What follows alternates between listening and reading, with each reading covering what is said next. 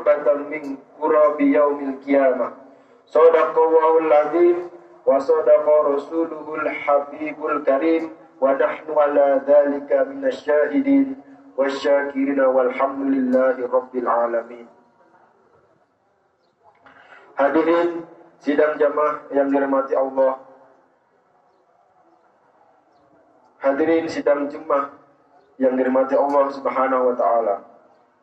Pertama-tama marilah kita sama-sama panjatkan puji dan syukur kehadirat Allah Subhanahu wa taala yang tak henti-hentinya melimpahkan nikmat dan karunia-Nya kepada kita semua. Terutama nikmat taufik dan hidayah-Nya sehingga pada kesempatan kali ini kita berada di tempat ini untuk menunaikan sholat Jumat berjamaah. Salawat dan salam semoga tercurah pada penghulu para nabi dan rasul sekaligus pelita kegelapan, yakni Nabi besar Muhammad sallallahu alaihi wasallam, dan salam juga semoga terlimpah kepada para sahabatnya, para tabi'in, para tabi'in hingga kepada kita semua yang semoga diberi kekuatan mengikuti ajarannya serta di akhirat kelak mendapatkan syafaatnya. Amin amin ya rabbal alamin. Sidang Jumat rahimakumullah. Seperti biasa, melanjutkan khutbah ini terlebih dahulu khatib berwasiat kepada diri khatib pribadi dan juga kepada jamaah sekalian. Marilah kita sama-sama mempertahankan sekaligus meningkatkan ketakwaan kita kepada Allah Subhanahu wa taala. Sebab takwa merupakan bekal terbaik kita menghadapi kehidupan akhirat kelak. Di samping sebagai perisai diri kita dalam rangka menjalankan perintah Allah dan menjauhi larangannya. Selanjutnya perlu kita ketahui bersama bahwa kebahagiaan dunia dan akhirat sangat bergantung kepada kesehatan dan kejernihan hati. Sementara kesehatan dan kejernihan hati sangat bergantung kepada keyakinan kita kepada Allah Subhanahu wa taala. Sifat-sifat terpuji di dalamnya serta seberapa jauh ia dari sifat-sifat tercela yang biasa bersarang di dalamnya. Marilah kita simak bersama firman Allah dalam Al-Qur'an yang merupakan petikan dari doa Nabi Ibrahim. Wala tuhzini yawma yub'atsuna yawma la yanfa'u malun wala banun illa man atallaha biqalbin salim. Yang artinya, janganlah engkau hinakan aku pada hari mereka dibangkitkan, yaitu pada hari ketika tidak berguna lagi harta dan anak-anak, kecuali orang yang menghadap Allah dengan hati yang bersih. Surat Asy-Syu'ara ayat 87 dan 89. Nah, melalui ayat di atas jelas sekali bahwa orang yang selamat di akhirat adalah orang yang membawa hati yang bersih. Bersih dari kesyirikan kepada Allah, bersih dari sifat-sifat tercela, serta bersih dari berbagai penyakit hati. Selain itu, hati yang bersih juga merupakan sarana untuk meraih ketenangan dan kelapangan hati. Maka kunci-kunci meraih ketenangan hati inilah yang akan menjadi pembahasan kita pada kesempatan kita kali ini. Ini penting bagi kita mengingat tampaknya masih banyak saudara kita yang hidup serba kecukupan, bahkan bergelimang harta, namun hatinya tidak tenang, hatinya sempit dan tidak lapang. Menurut para ulama, berdasarkan dalil-dalil, setidaknya ada 5 kunci meraih ketenangan dan kelapangan hati. Sidang Jumat rahimakumullah. Pertama, kunci ketenangan hati dan kelapangan hati adalah taat kepada Allah dan Rasul-Nya. Sebagaimana kita ketahui, taat kepada Allah merupakan salah satu sifat orang beriman dan bertakwa kepada Allah. Sementara orang yang beriman dan bertakwa sangat dicintai oleh Allah. Apapun hajat dan keinginannya akan dipenuhi. Apapun masalah yang dihadapinya, diberikan jalan keluar. Bahkan ia akan dilimpahkan rezeki dari jalan yang tidak diduga-duga dan tidak disangka-sangka. Termasuk hatinya akan selalu dilapangkan di setiap keadaan. Bukankah itu merupakan penenang dan pelapang hati? Sebagaimana firman Allah dalam surat At-Talaq ayat 2 dan 3. Wa may yattaqillaha yaj'al lahu makhraja wa yarzuqhu min haitsu la yahtasib. Siapa yang bertakwa kepada Allah, niscaya dia akan membukakan jalan keluar baginya dan menganugerahkan kepadanya rezeki dari arah yang dia tidak duga-duga. Itulah janji Allah bagi hambanya yang bertakwa kepadanya.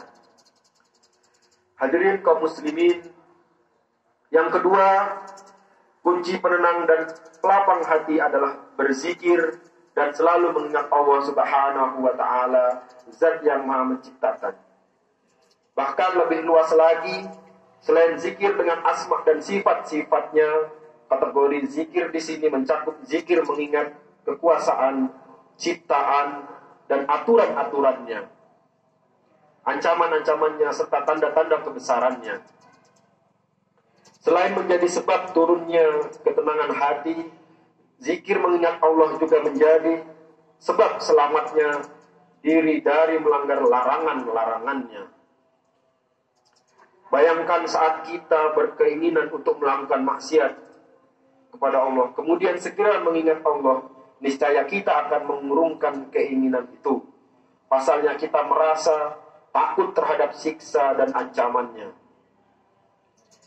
Artinya, alangkah baiknya dan memang semestinya hati kita selalu mengingat Allah Subhanahu wa Ta'ala.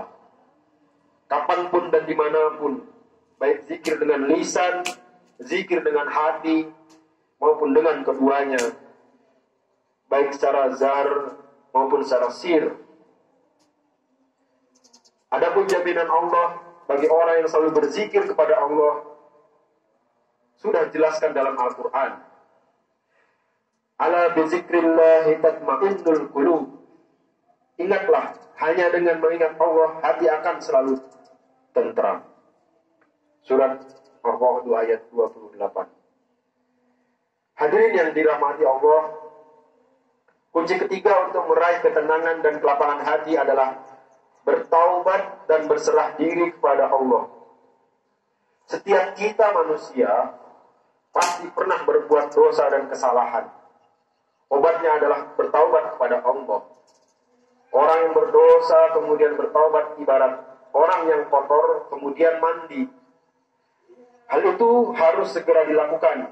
Jangan menunggu dosa itu berkarat dan berakibat mengeraskan hati kita. Selain bertaubat, jika kita ingin tenang dan lapang hati, harus berserah diri kepada Allah. Apapun yang datang darinya, kita terima dengan keikhlasan, berprasangka baik kepada Allah.